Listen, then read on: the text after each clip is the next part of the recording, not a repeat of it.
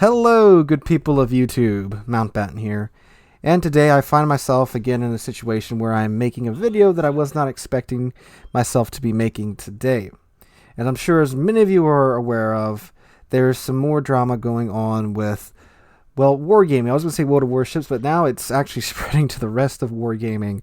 That's how bad this has gotten, which this is the first time, I believe, that some type of outrage by the community or just overall mess that started in World of Warships has made its way over to World of Tanks, which is, of course, Wargaming's mainline game. If you don't know, World of Warships, it's a decent-sized game, but World of Tanks is genuinely quite massive and a huge success for Wargaming. So seeing what started on World of Warships migrate on over to World of Tanks really gives you an idea of how big the current mess is right now.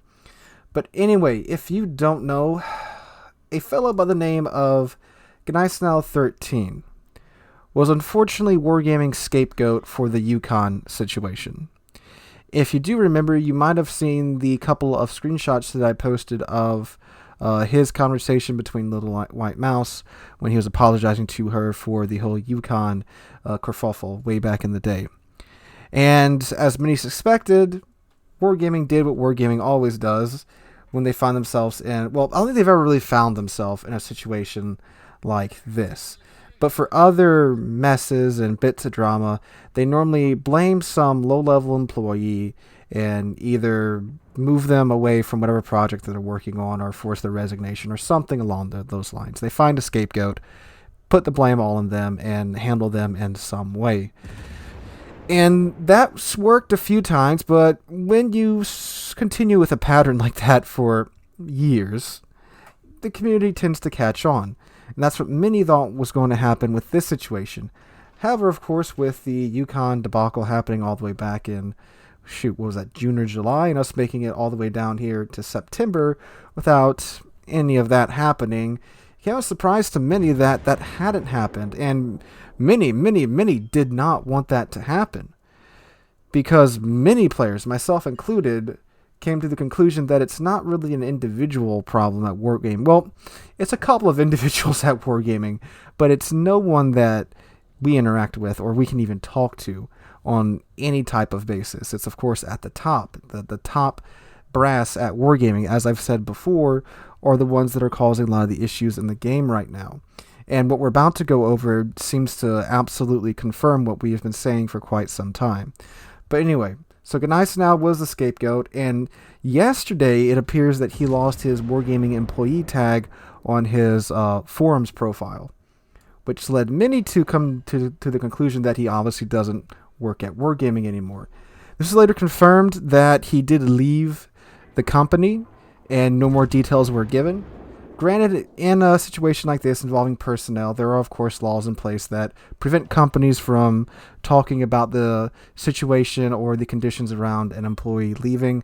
I've seen this, of course, I've worked for, I don't know if you can call school boards companies, but I've worked for several institutions, let's say, and this is very much the case. From everything from just someone leaving because they're going somewhere else for another job, or someone being forced to resign, or someone being fired.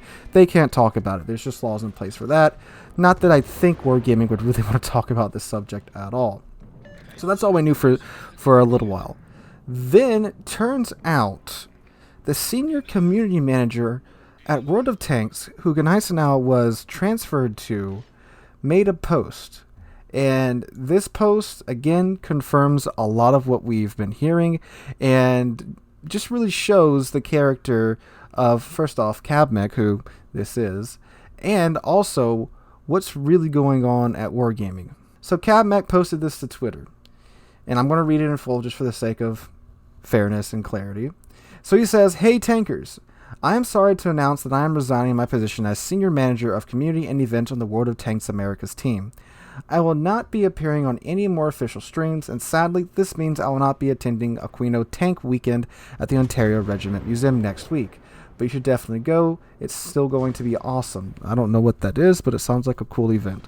"I've been with Wargaming more than 5 years, and I am proud of the work that we have done, especially in rebuilding our operations after the move from Emeryville to Austin. I am fortunate to have been given the opportunities to advance my own career and interact with amazing and passionate people from around the world. I have so much love for the brilliant and resilient people of Belarus, Ukraine, Brazil, Argentina, and other countries as a result of my time at Wargaming. That is hard to put into words. Of course, the same is true of our marvelous CCs in the general World of Tanks community. I will miss even the saltiest of you.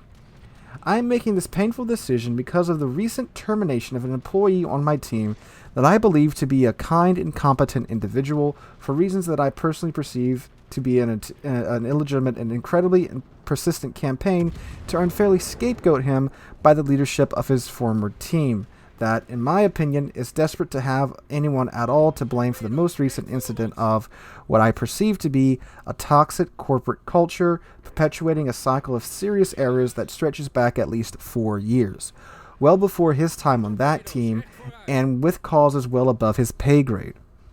The team member in question did make mistakes, and when asked to apologize for them publicly despite having left that team, that he stepped up and did so, like the honorable individual he is. In spite of this, senior members of that team, in my opinion, waged an unrelenting backdoor campaign to get him terminated from my team. I can only describe this behavior as cowardly, contemptible, and shitbird-like. There is more separation between our teams that is probably obvious to the public eye, and I sincerely hope that this incident represents a unique incursion of that culture into the Tanks team. I urge you not to judge the company by a whole by these actions, for there are thousands of dedicated employees at Wargaming truly working hard every day to bring you the best experience possible. Wargaming contributes a lot to the living history of armored vehicles and, at least in my experience, treats employees very well. While my journey with World of Tanks is over, I am confident that my team will recover and begin a successful new era in short order. Thank you all so much for letting me be a part of it. Zachary Kabmek, my guy, if you're watching this, I apologize. Doig? Look, I can't say, like, Edinburgh right half the time, so I apologize there if you find this video, my guy. So in this farewell letter or address, whatever you want to call it, we have a senior manager from World of Tanks pretty much saying what many of us have been saying for quite some time, that there is a serious problem at the top of Wargaming. And it seems that these people are just incredibly tone deaf. So many players left comments on the forums, on YouTube, on Twitter, on Facebook, wherever, saying that we didn't want another scapegoat. We didn't want some poor low-level employee to be fired or to be terminated because of mistakes being made at the top of the company. Now, we of course don't know the details of what exactly happened, and we probably never will. But we do know that Little White Mouse said that Gneisenau 13 was nothing but nice to her and to Chobe during the time that they were working on the Yukon, and that he did no wrong to them. And from what we see here in Kabmek's post, he wasn't even on the World Warships team when all of this went down. He was transferred months before this happened. So this is just, again, showing the incredible tone deafness of the high brass at Wargaming and showing what's really the problem at the company. And like I've said before, it doesn't really do you any good to go out and shout at the people that we can interact with, the people that we can message on the forums, the people that we see on the streams, because those people are not the ones making the decisions. They're not the ones involved with this to that level. I mean, seriously, do you think any of them right now would want to go ahead and bring up a scapegoat and just execute him for all to see, like we just witnessed here with Gneisenau 13? No, because they know from talking to us that's not what we want. We want change. We want the game to change. We want the direction that the game's going in to stop, back up, and go down a different route.